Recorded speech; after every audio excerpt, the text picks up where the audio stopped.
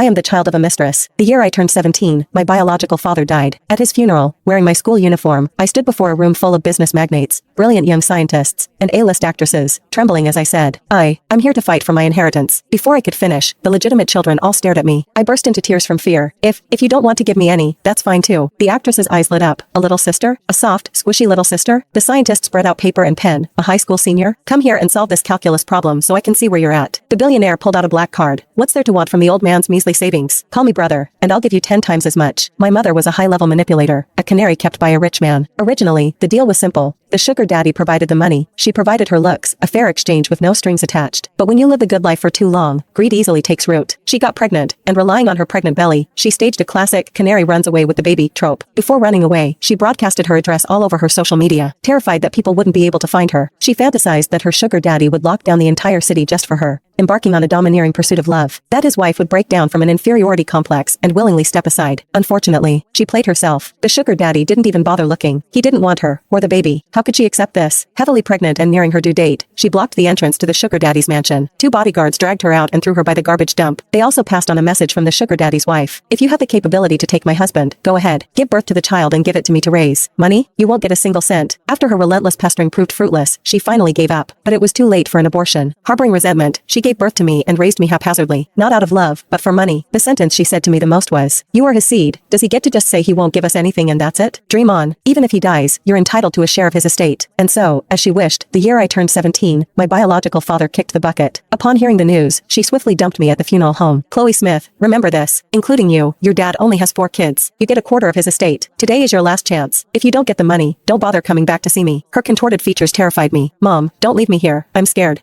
Scared. All you know is being scared. What did I raise you for? To make money. For over a decade, you've eaten my food, used my things, and delayed me finding a new man. Shouldn't you compensate me? Get that inheritance, give it to me, and after that, I'll still be your mom. She walked a few quick steps, then suddenly stopped. She turned back, rummaged through my pockets, and took away the only $10 I had. I was stunned. Without money, I couldn't take the bus. This funeral home was halfway up a mountain. Relying on my own 2 legs, I wouldn't be able to walk back even by nightfall. She shoved me hard. Only by cutting off your retreat will you work hard. If you get the money, you can take a taxi back. If you don't, she casually pointed to the surrounding mountains. This whole area is a graveyard. You can just stay here and keep the ghosts company. The cold wind in the mountains blew, sending shivers down my spine. It felt like every little mound of earth in the deep mountains had eyes staring at me. I braced myself and walked into the funeral home. The funeral service had ended, and the guests were all gone. The room was empty except for the sugar daddy's 3 legitimate children, discussing the final wrap-up with the lawyer. According to Mr. Vance's dying wishes, his estate, totaling $200 million, will be divided equally among the 3 of you. $200 million. So much money. No wonder my mom was so crazy, jumping up and down for over a decade just to get a piece of the pie. And what I had to do today was try to get a quarter of that $200 million. $50 million. My